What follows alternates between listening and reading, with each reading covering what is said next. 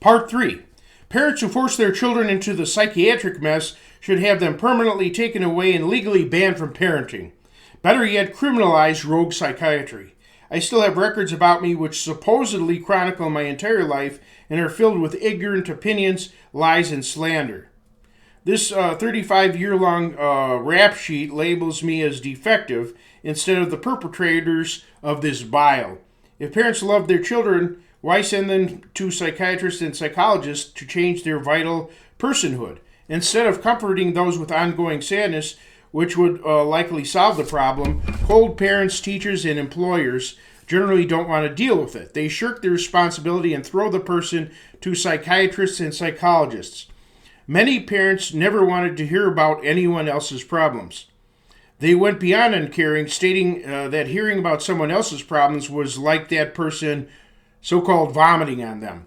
After 35 years of professionals frittering with wild and contradictory theories and diagnoses, at age 40 I diagnosed myself, and don't give me any hard time saying that I did not diagnose myself. You're ignorant. You're an idiot.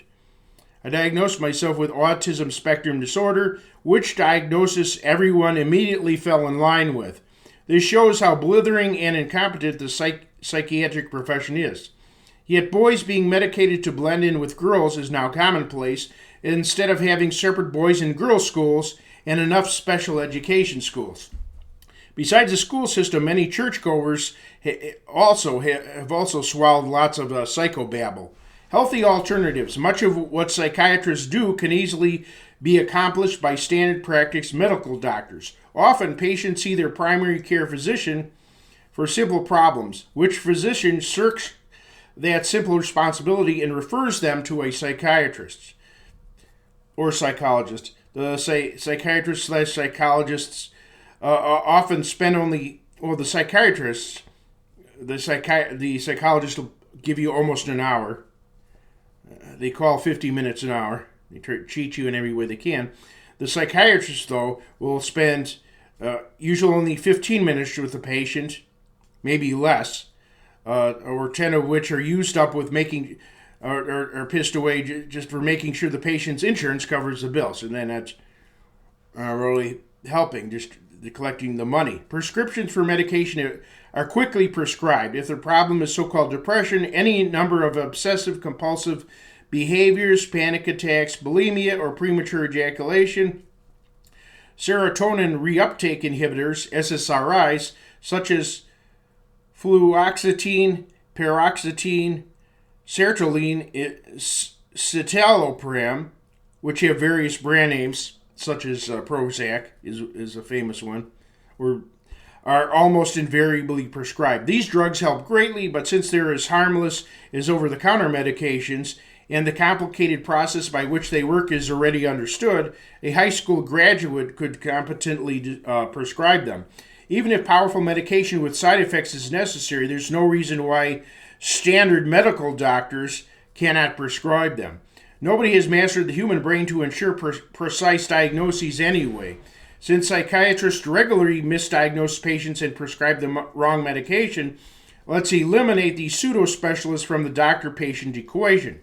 A common phenomenon throughout human history, ongoing sadness, has been redefined as depression, the most common diagnosis. However, the human person has apparently been created to be active at all times, mentally, physically, and socially. Keeping oneself as active as possible may counteract or eliminate ongoing sadness altogether.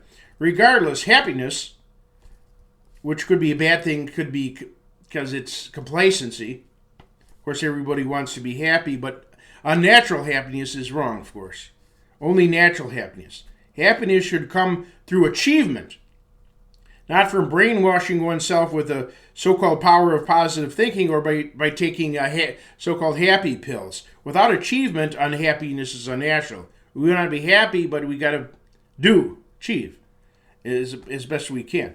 Casual psychological and psychiatric help can be beneficial because doctors, friends, parents, teachers, and religious leaders often shirk responsibility or are unavailable. So sometimes there's nobody else to talk to. But with friends, a wise older person to regularly confide in, a standard practice doctor to prescribe medication, and highly involving hobbies and interests, there is absolutely no need for psychiatrists or psychologists. Psychiatric diagnoses versus Christian diagnoses. In state hospitals, undoubtedly many patients feign insanity to escape prison, such as Randall Patrick Murphy in One Flew Over the Cuckoo's Nest. Others are mentally handicapped adults dumped there because nobody wants to live with or care for them. Yet others are actually extremely damaged, but it's from the drugs and abuse they've gotten from hospital staff, and some are demon-possessed. Many such cases have been caught on camera. Apparent demon possession. When the Lord Jesus Christ healed people, he did not distinguish between physical and mental ailments, since the brain is part of the physical body. After healing people, he left their dignity intact. As for healing people of demon possession, nobody ever asked Christ to help someone whom he felt was demon possessed, only to be told, "You're mistaken, he's not demon possessed, he needs psychiatric help."